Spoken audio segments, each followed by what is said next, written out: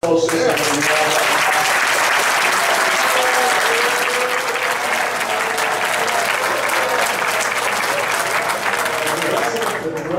code system that we have right now. What happened on tax day? 47% of wage-earning American households did not pay federal income tax.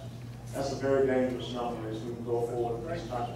I think that if we go across the board, 15 to 17, GD paid no taxes. That's corporate business. But if we go 15 to 17% across the board as far as personal income tax rate, probably the only real deduction we need is for children. I think that's how we help infuse money back into the pockets of the American people and get rid of this onerous tax system that we have, where we have countless amount of loopholes.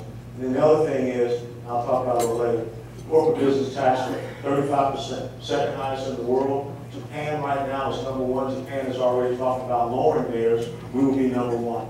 When you take that 35% and you add on the average of 4 to 6% for states with their corporate income tax rate, now we're talking about 39 tax to 41%. loopholes for corporations, they pay nothing. How could you stand there and say that? Come on, tell us the truth. I'm not a friend of GDP.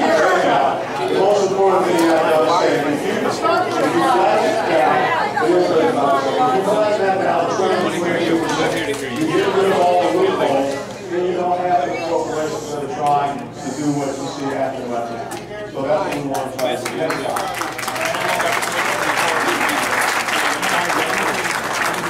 Okay, I was asked a question about taking care of jobs.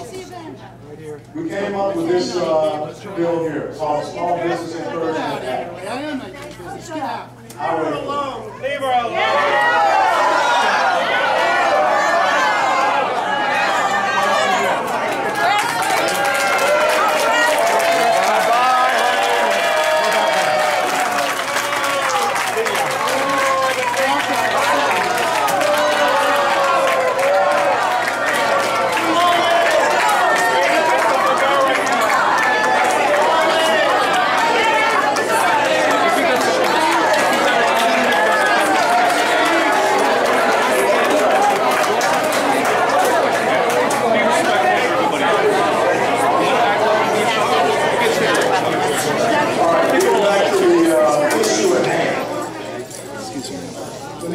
Legislation that we dropped on Friday before we went on to the Easter break is what we call the Small Business Encouragement Act.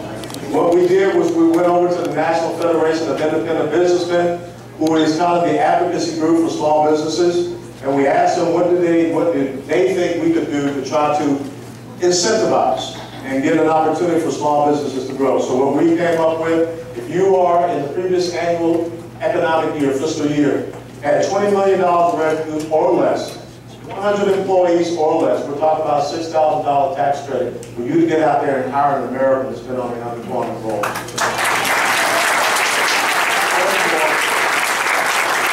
If you're in some of these counties that have been severely affected, we're also trying to bump up that tax rate as well, because as you know, the state of Florida has been hovering between 11 to 12% unemployment. And down here in South Florida, it's absolutely incredible. Anywhere from down in Miami-Dade, close to 14% sometimes, in Broward, 10.9 to 11%, and then up here in Palm Beach, I think between 11.5 to 12%.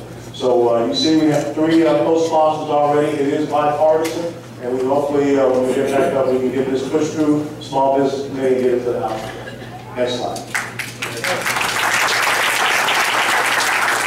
So this is a picture of what's going on up there in Washington, D.C. It is truly a divided government between the House of Representatives, between the Senate, and of course the White House. But that's okay. We will continue to work through that, standing on principle. Next slide. Unemployment. This is what the graph of unemployment has looked like in the United States of America over the past 10 years. And you can see the blue line total employment, and then the unemployment rate. And this is where we are right now. This is the delta. And we've got to close that gap. The key to rectifying the economic situation in the United States of America is set the conditions so that Americans can get back to work. Getting in our small businesses, getting more corporations and businesses to move down here. I had the opportunity yesterday to visit with a company called BRS Aerospace, who made the decision to move one of their facilities from Minneapolis, Minnesota down here. And the facility that they have designs, develops, and produces all the cargo parachutes for the United States military, right down in Pompano Beach.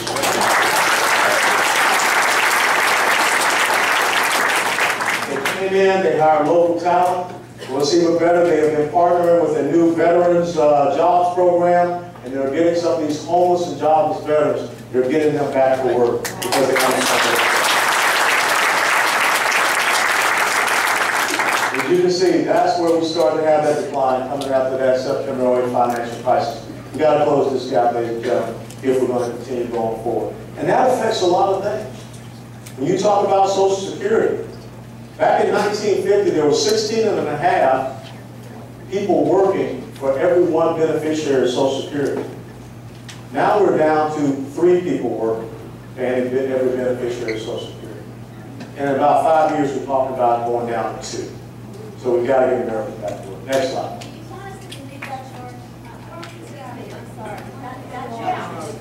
Well, it's just facts, man. Just the facts.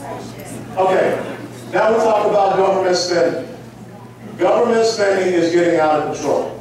Historically, government spending has been right at about the 20% mark. But where you see government spending right now, as per our GDP, is about the 25% mark. And as you can see, if we continue on this path, government spending is just going to get higher and higher. 3.6 trillion, 3.7 trillion, 3.8 trillion. The history of revenues in the United States of America right now average 2.2 to 2.3 trillion. It's not a revenue problem that comes into Washington, D.C. It's a spending problem. It's the outlays that go out.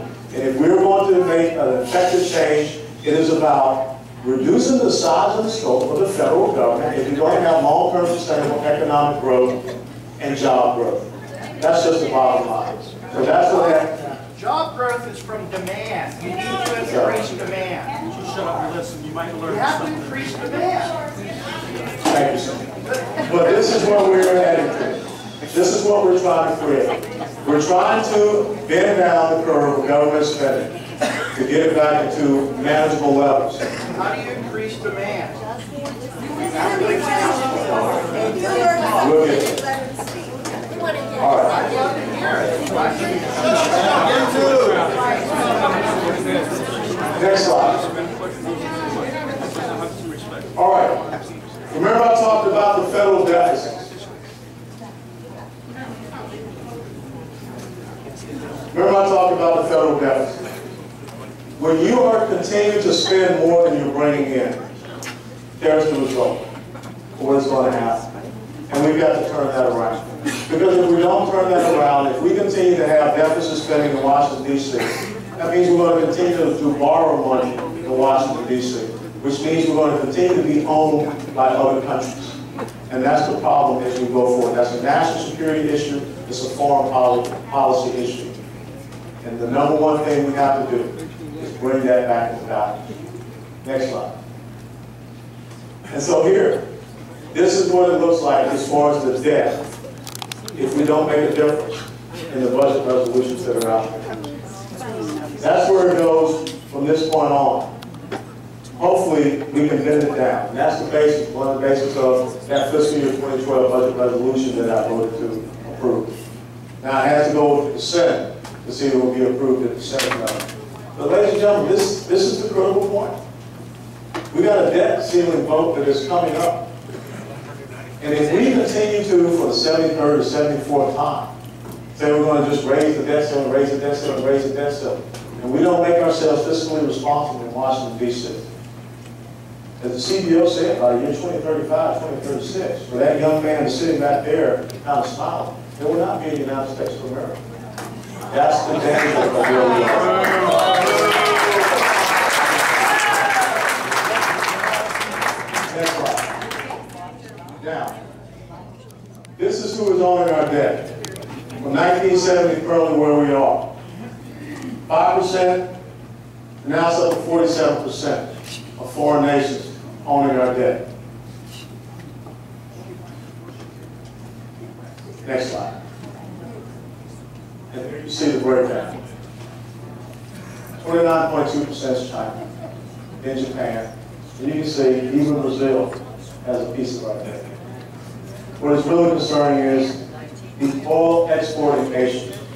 If we don't understand that energy independence means the development of our full spectrum of resources, the oil, the natural gas, the coal, the nuclear, the hydrogen, the Gulf Stream, the biofuels, the renewables, if we don't understand that's the means by which we can expand our economy, getting Americans back to work, developing new technologies, just the same as cyclone technologies down in Broward County, developing the next generation of steam engine technology. We're going to be owned by other countries that are nothing but despots, dictators, autocrats, and theocrats. That's what OPEC is.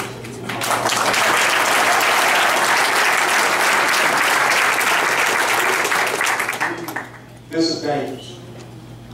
China controls the Panama Canal. The Panama Canal is going to expand in the year 2014. Larger cargo ships are going to be coming through the Panama Canal, which affects exactly what's happening in our economy down here in South Florida. $98 billion of revenue last year came in from Port Everglades.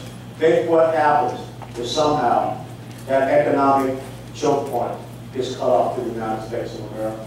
Think what happens if we don't get these free trade agreements with Panama and also Colombia pushed through, and how that affects the job situation up here in the United States of America. We are in an economic race with China because the one thing that they recognize, the one thing that they learned with the collapse of the Soviet Union, we did not defeat the Soviet Union militarily. We defeated the Soviet Union economically. And now we have a communist country that is learning you can take capitalism and you can turn it on the United States of America, Western civilization. And the other thing that's so important, energy resources. You look all over the globe, you will find the Chinese flag digging up energy resources and raw materials.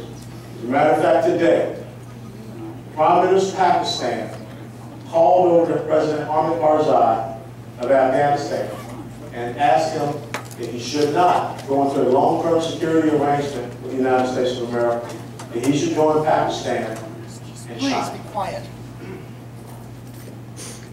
That's where we stand. Next slide. And this is what China can do. This is why it affects our national security.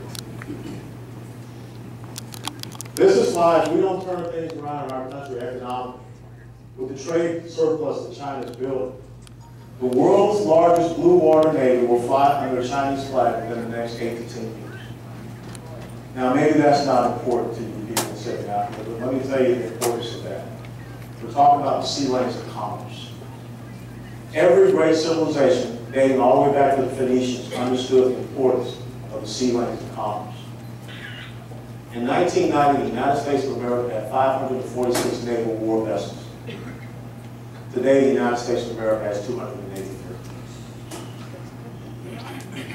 Next slide.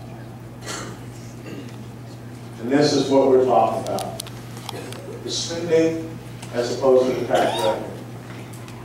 We have got to look at the means by which, yes, we can close loopholes, but we can incentivize people to create jobs here in the United States of America, in our small businesses and our corporations and businesses. I don't want to drive them away. I want them to come back here and I want them to reinvest. I want to bring their capital back here. I want them to come down to South Florida, which has the best venue, hardworking people, so that we can have more corporations, businesses, headquarters, manufacturing, production facilities down here in South Florida. That's how we turn it around.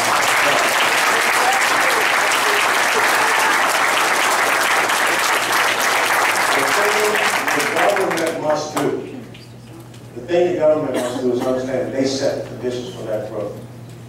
Now, I heard someone yell out there that we should tax the rich. Let me give you a